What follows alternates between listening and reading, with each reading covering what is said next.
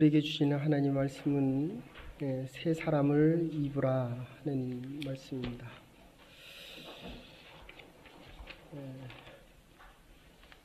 한 주에 한 명씩 또는 두 명씩 새로운 친구가 올 때마다 그런 생각을 합니다. 하나님께서 새로운 영혼을 보내주시는데 과연 이들이 그리고 우리 교회가 그리고 내가 얼마나 새로운 인생을 살아갈 수 있을까라는 생각을 하게 됩니다. 그리고 이 말씀을 준비했습니다. 근데 일반적으로 통계치에 의하면 100명이 있으면 새날을 살아도, 그러니까 2017년에 새해를 살아도 2016년 그리고 이제까지 살아온 삶의 모습으로 계속 살아간다는 것입니다. 그래서 첫 주에는 새로운 시작을 하나님의 역사, 그러니까 하나님께서 우리의 삶과 인생에 개입이 돼야 새로운 시작이 가능하다라고 말씀을 드렸고, 그것을 좀 더 좁혀서 그리스도 안에 있으면 새로운 피조물이다. 저와 여러분들은 지금 그리스도의 몸된 제단에 나와 예배를 드리고 있습니다. 그리고 우리는 지금 새로운 삶을 바라보고 새로운 사람이다 라는 이야기입니다. 그러 오늘은 좀 더 좁혀서 옛사람의 7가지 성품과 새로운 사람에 대한 이야기를 말씀드리려고 합니다. 그것은 옛 옷은 벗어버리고 그리고 새 옷을 입으라 하는 말씀입니다. 까뮤의 작품 중에 유혹이라고 하는 작품이 있습니다. 집이 너무 가난해서 죄송합니다. 까뮤의 작품 중에 오해라고 하는 작품이 있습니다. 희곡 작품인데 집이 너무 가난해서 아들이 너무 배고파서 너무 힘이 들어서 집을 나가버립니다. 엄마와 딸이, 아버지는 일찍 돌아가시고 엄마와 딸이 있다가 너무너무 살기가 힘들어서 이제 여인숙을 합니다. 사람들이 이렇게 많이 찾아옵니다. 그래도 삶은 별로 달라지는 게 없습니다. 우리가 인생을 살아가다 보면 달라지고 싶은데 달라지지가 않는다는 것입니다. 더 허망한 것은 첫 번째 이제 허망하다라는 말이 나오고 시작이 되는데 내 일생을 저처럼 이제 59년을 다 돌아보니까 별로 달라진 게 없다는 것입니다. 심지어는 좀 달라진 줄 알았는데 살아보니까 달라진 게 없다는 것입니다. 사랑하기 때문에 결혼을 했습니다. 근데 살아보니까 내가 왜 결혼을 했느냐 하는 생각이 들어갑니다. 도대체 사랑을 해서 결혼을 했는데 이 사랑이 다 어디 갔느냐 하는 것입니다.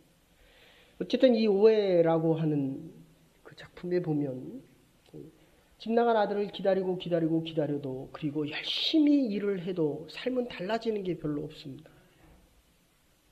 그래서 우리가 삶을 바꿀 수 있는 유일한 것 하나는 지금 오는 손님 중에 좀 부자처럼 여겨지는 사람들에게 그 사람에게 약을 먹여서 그의 재물을 빼앗자라고 이야기합니다.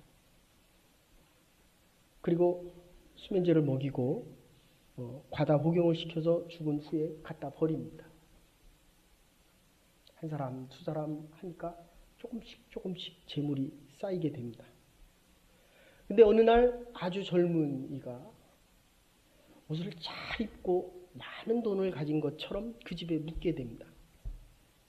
오늘날 말로 얘기하면 정말 대박이다. 그래서 또 수면제를 먹이고 죽여서 강에다 갖다 시체를 버렸습니다. 그 지갑을 열고 짐을 열고 두적두적 하는데 많이 낯설은 얼굴입니다. 더 자세히 봤더니 집 나갔던 자기 아들입니다. 우리가 인생을 살아가면서 자식을 죽일 수 있는 부모가 얼마나 되겠습니까? 그런데 오늘도 새로 오신 분들, 그리고 지난주도 새로 또 오고 분들한테 대화를 해보면 가장 많은 상처를 받은 것이 결국은 가정에서, 그것도 부모에게입니다. 내가 무심코 내뱉었던 그 말 한마디가 상처가 되어서 내가 가장 사랑한다는 그 자식을 지금 내가 죽이고 있다는 것입니다.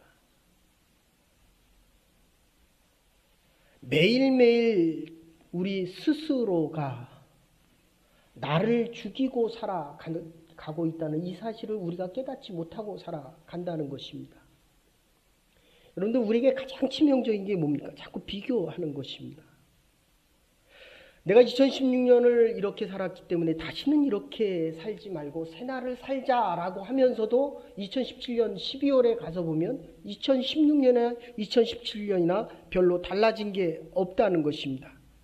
옛사람과 지금의 사람이 별로 달라진 게 없다는 것입니다. 그래 갈라디아 3장 3절에 보면 성령으로 시작했다가 새로운 생명으로 시작되었다가 왜 육체로 끝나려고 하느냐라고 반문을 합니다. 또 하나 문제가 되는 것은 우리가 이 옛사람을 너무 쉽게 잊어버린다는 것입니다. 이 옛사람이라는 것은 기독교에서는 이방인들을 이야기합니다. 예수를 알지 못하는 것입니다. 그러니까 이 예수님만이 하나님의 이 생명의 법칙과 하나님 나라에 대한 질서를 모르고는 우리가 아무리 새롭게 살고 싶어도 새롭게 살아갈 수 없다라는 것입니다. 그냥 우리가 이렇게 생각하면 됩니다. 내가 정말 옛날에 믿음을 가졌다면 내 인생이 지금 이렇게 되었을까? 그리고 좀 더 줄이면 내가 믿음으로 이렇게 살아왔는데 왜 아직도 나는 이렇게 살아갈까? 간단합니다. 옛사람입니다. 마음으로는 새롭게 살아가고 싶은데 살아가는 이 목적은 바뀌었는지 모르는데 살아가는 삶의 방법은 아직도 옛날의 방법입니다. 옛날의 옷을 입고 있다는 것입니다. 그래서 오늘 첫 번째 하는 얘기가 허망하다라고 이야기하고 있습니다. 있는 것 같은데 계산을 해보니까 남은 게 없습니다. 365일 정말 열심히 일하고 또 일하고 또 일하고 밤을 지새우면서 일했는데 계산을 해보니까 남는 게 없습니다. 내가 정말 열심히 하나님의 교회에서 이렇게 일평생을 살아왔는데 내가 보니까 나에게 믿음이 없다는 것입니다. 결혼을 해서 사랑을 해서 결혼을 했는데, 그죠? 가장 내가 내 아내와 내 남편을 사랑해야 되는데 내 마음은 다른 데가 있다는 것입니다. 이것을 허망하다 이렇게 이야기를 하고 있습니다. 여러분, 우리의 인생의 목적이라고 하는 것. 그래서 로마와 파리를 가보면 미켈란젤로가 AD 한 500년경에 베드로 성당 위에 그 벽화, 천정 위에 있는 벽화를 새기면서 결국은 시력을 잃어버립니다. 그러니까 우리가 인생을 살아가면서 내가 정말 이것을 위해 살아가는데 나중에 가보니까 내가 내 인생을 산 게 아니라 거기에 붙잡혀 살아갔습니다. 아기를 따기 위해서, 돈을 벌기 위해서, 한 여인을 만나기 위해서, 이곳에 영주권을 받기 위해서 그렇게 애를 쓰고 왔는데 보니까 남는 게 있는 줄 알았는데 별로 남는 게 없다는 겁니다. 근데 성당 벽화를 다 하고 났더니 이 앞이 안 보입니다. 좀 잘 보였으면 좋겠는데 그게 안 보입니다. 보고 싶은 게 안 보입니다. 우리 옆에 사람 한번 보십시오. 잘 보입니까? 속이 보입니까? 그의 마음이 보입니까? 주님의 마음이 보입니까? 미켈란젤로가 그런 이야기를 합니다. 이렇게 어렵게 그림을 그릴 수 있었습니까? 라고 주위 있는 사람들이 물어볼 때 나는 예수 그리스도의 고난을 생각하면서 그렸습니다. 그리고 오직 하나님의 영광만을 위해서 그렸습니다. 하나님의 고난과 영광 속에 있는 내 삶의 시야가 어두워지고 보아야 할 것을 보지 못하니까 이제 안 보이던 것, 볼 수 없는 게 보이더라는 것입니다.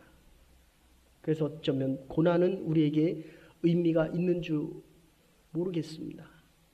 그렇게 보고 싶었는데 그때는 안 보이던 하나님이 내가 그렇게 찾고 이제까지 여기까지 이렇게 나왔는데 찾지 못했던 그 하나님이 이제 내가 눈을 벌고 나니까 이제 보이더라는 겁니다.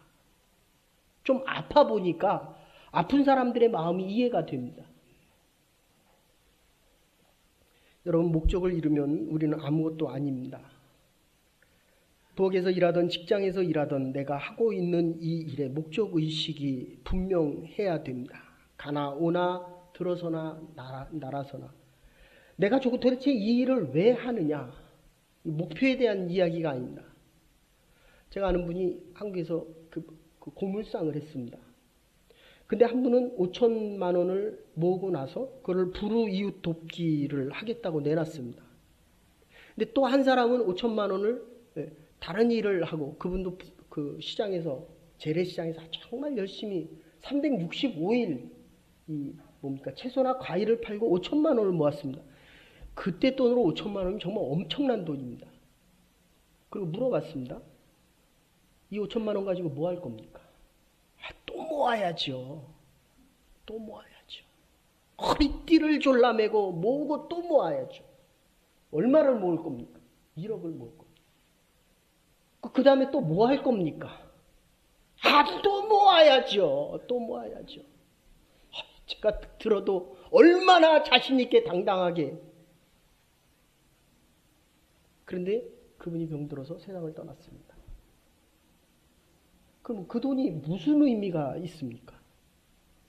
그런데 다른 한 분은 그 5천만 원을 자기도 어려운데 자기보다 더 어려운 사람을 위해서 이 돈을 써달라고 그리고 그거를 가지고 왔습니다. 그러면 목회자도 그 돈을 쓰기가 참 힘이 듭니다. 정말 어떻게 써야 이게 하나님이 기뻐하시고 어떻게 써야 이 사람이 하나님의 복을 받으며 살아갈 수 있고 어떻게 해야 정말 의미 있는 가치 있는 돈이 될 수 있을까? 그래서 두 번째, 총명이 어두워졌다. 하나님을 아는 것입니다. 우리는 서로를 알기를 원합니다. 근데 이게 부부 생활을 해보니까요. 이게 20년 지나고 30년 지나니까 보고 싶은 것만 봅니다. 그러니까 제 생각대로 아내를 봅니다. 옛날에는 아내의 생각대로 내가 봐주는 것 같았는데 살아보니까 안 그런 것 같아요. 힘이 없고 나이가 들어가니까 더더욱 더 그런 것 같습니다. 교회에서도 보면 결국 내가 하고 싶은 대로 신앙생활을 합니다.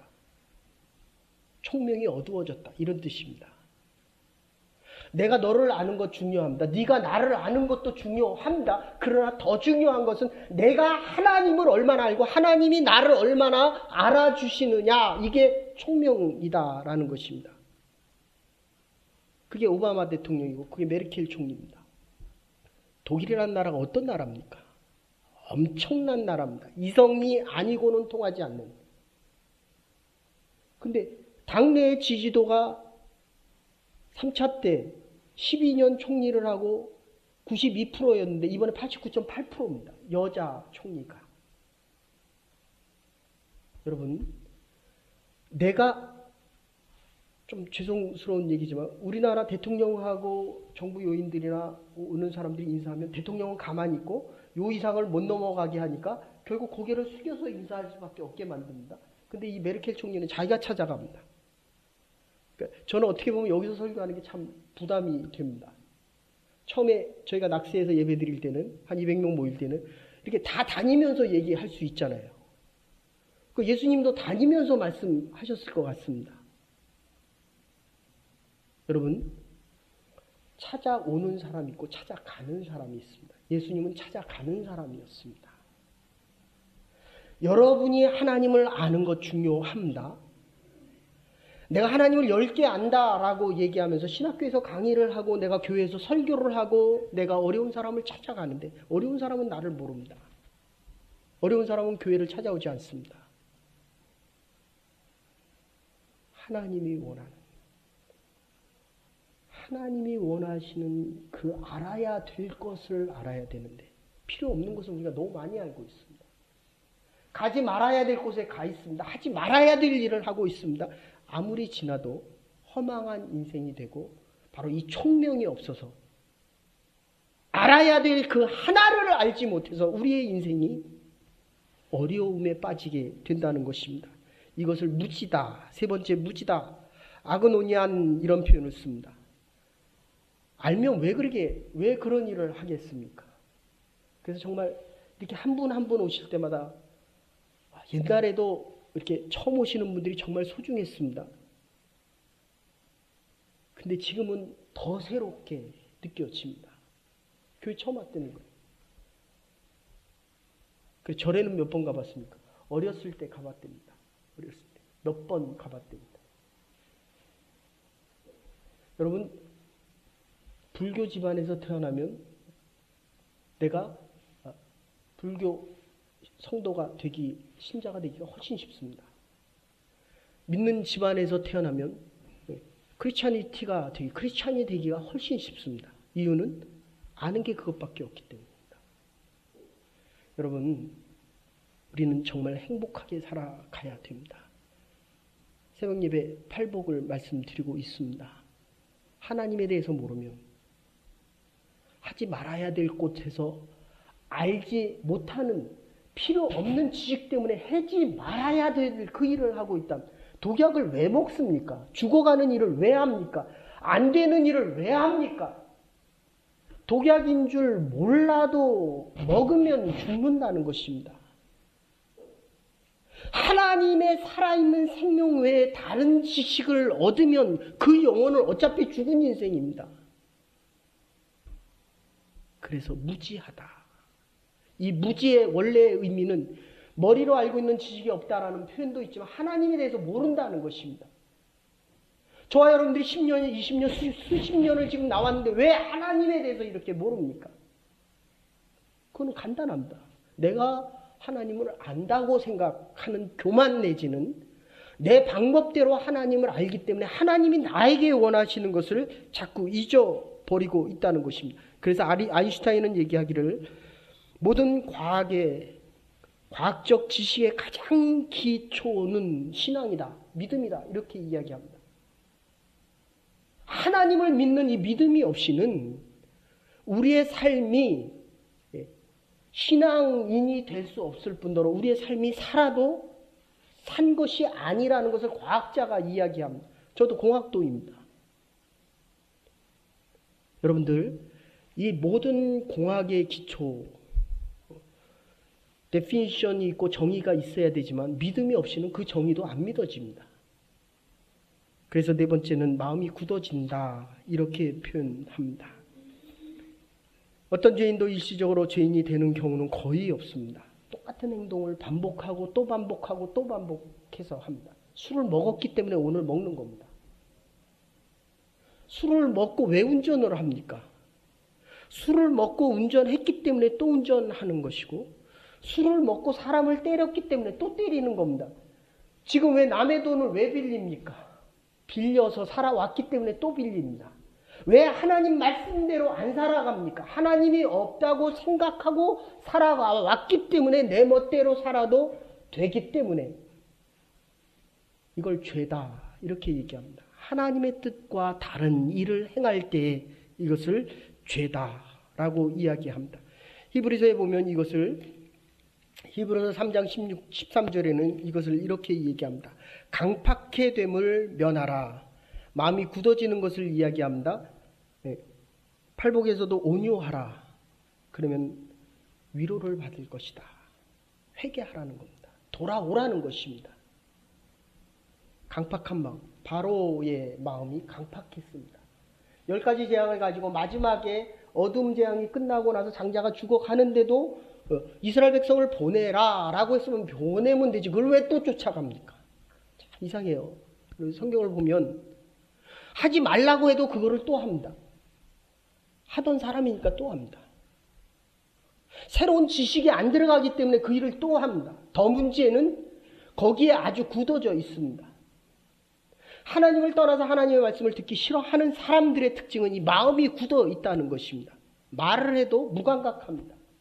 슬프고 기쁘고 고마운 감정을 못 느낍니다. 이 강팍한 마음 때문에 결론적으로 19절에서 이렇게 이해합니다. 저희가 감각 없는 자가 되었느니라. 이 감각이 없으면 다 무너지게 됩니다. 하나님의 말씀이 들려져야 됩니다. 이 이스라엘의 나라는 선지자가 나타날 때마다 흥했습니다. 그런데 선지자가 있는데도 망할 때는 선지자의 말을 듣지 않았기 때문입니다. 선지자가 말하지 않았다는 것이 아니라 선지자의 말을 듣고도 그 말이 안 들려졌다는 것입니다. 저와 여러분들은 지금 하나님의 말씀이 들려지고 있습니다. 그래서 우리는 새날을 살아갈 것입니다. 새 생명을 가지고 새날을 하나님의 사람으로 하나님의 꿈과 비전을 가지고 살아갈 수 있는 2017년 새로운 한 해와 하나님의 역사가 되기를 간절히 축원합니다. 이게 하나님께서 우리에게 원하시는 것입니다. 복되게 살라는 것입니다. 너희는 복된 자라는 것입니다. 이제 내가 너희에게 새로운 복을 그리고 있는 복을 받은 복을 복된 자로. 그래서 여기 옛사람에 대한 모습이 아주 간단하게 얘기하는데 방임한다 이렇게 이야기합니다. 그냥 쉽게 얘기하면 이렇게 브레이크가 망가진 끊어진 브레이크 케이블이 끊어진 채로 차를 100km, 120km로 달리는 겁니다. 예. 그러면 멈추려고 하고 싶어도 멈출 수가 없습니다.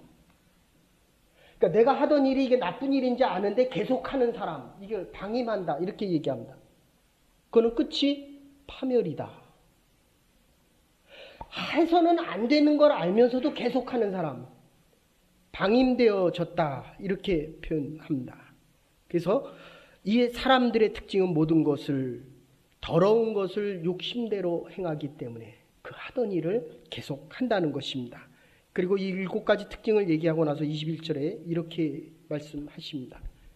하나님의 말씀이 들려질 때 새롭게 결단을 하고 결단한 대로 그대로 행하라는 것입니다. 여러분 적어도 하나님의 말씀이 들려질 때는 내 생각과 내 배운 지식과 내가 가지고 있는 것을 다 버리라는 것입니다. 하나님의 말씀을 전적으로 받아들이라는 것입니다. 내가 이해가 안 돼도 배운 것이 없어도 알지 못해도 2016년에 살아온 그 모든 것을 다 버리고 새로운 지금 새 역사와 새 마음으로 살아가기 위해서는 하나님 말씀이 오늘 본문에서 얘기하는 말씀이 21절이 그것입니다. 진리가 예수 안에 있는 것과 같이 너희가 그 안에 있었으니 그의 말씀을 듣고 말씀을 들은 대로 행하며 살아가라는 것입니다. 하나님의 말씀이 예수 안에서 그게 진리라고 들려지십니까? 다 받아들여야 내가 진리 안에서 진리된 자로 진리를 선포하며 살아갈 수 있다는 것입니다. 살아있는 자는 진리 안에 속한 자들입니다. 그래서 진리대로 행하는 자들입니다. 오늘 본문에서는 지으심을 입은 새 사람이 되라. 크티스 덴타 하는데 창조자, 창조한다 그런 뜻입니다. 우리가 창조자면 내 마음대로 해도 됩니다. 우리는 피조물이라는 것입니다. 지음 받았기 때문에 지음 된 자들로 살아가라는 것입니다. 아까도 말씀드렸지만 우리의 삶이 안 바뀌는 이유는 이 구습을 따라가기 때문에 옛날의 모습을 따라가기 때문에 2016년까지 행운 그대로 살아가기 때문에 이 습관이 아직도 안 바뀌었다는 것입니다. 목적은 바뀌었습니다. 하나님 뜻대로 살고 싶습니다. 그런데 살아가는 방법의 모습을 보면 아직도 옛날에 그 모습으로 살아간다는 것입니다. 여러분 이 낡은 습관이라는 거 문화와 습관화인데 습관이 철학이 되고 철학이 그 사람의 의식과 가치관을 형성합니다. 이게 의식 이전의 일입니다. 이것을 구습이다라고 이야기합니다. 잘못된 습관입니다. 신분이 달라졌으면 옷도 달라져야 됩니다. 물론 하나님 앞에 나와 예배드리는 거 자유롭게 옷 입고 오는 거 좋습니다. 그러나 단정히는 입고 와야 됩니다. 대통령 만나러 가는데 샌들 신고 갑니까? 제가 지금도 기억나는데, 제가 전에 있던 교회에 하는데 찬양팀, 저희는 이 예배 단위에 못 올라왔습니다. 한국에서는 제가 25년 전에 올 때는 어디 신발을 신고 올라갑니까? 신발을 신고 올라가서 막 찬양을 인도합니다. 제가 가슴이 너무 쿵쿵 뛰어가지고, 야, 저게 가능한가? 그리고 주일날 와서 예배 드리는데 머리를 빨갛게 물들이고 와서 반바지에 그 다음에 위에 시뻘건 티셔츠 입고 와가지고 예배를 드리는 건지 장난을 치는 건지 계속 얘기를 합니다. 안 나오는 것보다 훨씬 낫죠. 그래도 나와야죠. 그런데 이제 우리 집사님들이 여기서 예배 순서를 인도하고 하나님 앞에 기도를 인도할 때는 그래도 단정하고 하나님께 기쁨이 될 수 있는 그런 옷이 필요하다는 것입니다. 그 사회하고 여기하고 똑같으면 뭐하러 예배 드려옵니까? 집에서 예배 드리지. 목적은 바뀌었는데 아직도 옛날 옷을 입는다는 것입니다. 결론적으로 심령으로 새롭게 된다. 이렇게 표현을 합니다. 하나님을 따라 심령으로 새롭게 되라. 유치했던 모든 옛생각이나 잘못된 생각 다 버리고 목적과 나를 보내신 그분의 뜻대로 그리고 결론적으로 의와 진리와 거룩함으로 지으심을 받은 그대로 살아가라. 여러분, 내용은 그리스도적이요 목적은 하나님께 있고 그의 의식과 그의 생활 양식으로 그의 생활 철학으로 생활 풍습으로 살아가라는 것입니다. 흙덩인 우리에게 하나님의 형상을 부어줬더니 우리에게 생명이 있었습니다. 우리가 2017년 어떤 모습으로 살았던지 간에 하나님께서 우리의 모습으로 우리를 부르셨다면 우리가 살아가야 될 새로운 이유가 있다는 것입니다. 이것은 내가 사는 것이 아니라 하나님께서 새롭게 주신 새 한 해이기 때문입니다. 오바마가 마지막 연설하면서 퇴임 연설에서 이렇게 이야기합니다. 저와 여러분같이 평범한 사람들이 하나님의 새로운 역사, 비범한 일을 이룰 수 있습니다. We can, 우리는 해냈습니다. We did, 우리는 할 수 있었습니다. 그리고 우리는 해냈습니다. We can, 우리는 할 수 있을 것입니다. 그리스도 안에서 새로워진 저와 여러분의 새로운 모습이 하나님의 새 역사를 이루며 하나님의 역사 안에 2017년의 한 해를 살아갈 수 있는 풍성한 축복된 주의 백성들 될 수 있기를 주의 이름으로 축원합니다. 하나님 오늘 저에게 말씀하여 주셨는데 2017년 새로운 한 해가 되게 하여 주시고 주의 전을 찾을 때마다 새 마음으로 새 옷을 입으며 이제 과거의 옛 모습을 벗어버리고 우리의 목적이 바뀌었기에 새 역사를 이뤄갈 수 있는 하나님의 사람들이 될 수 있도록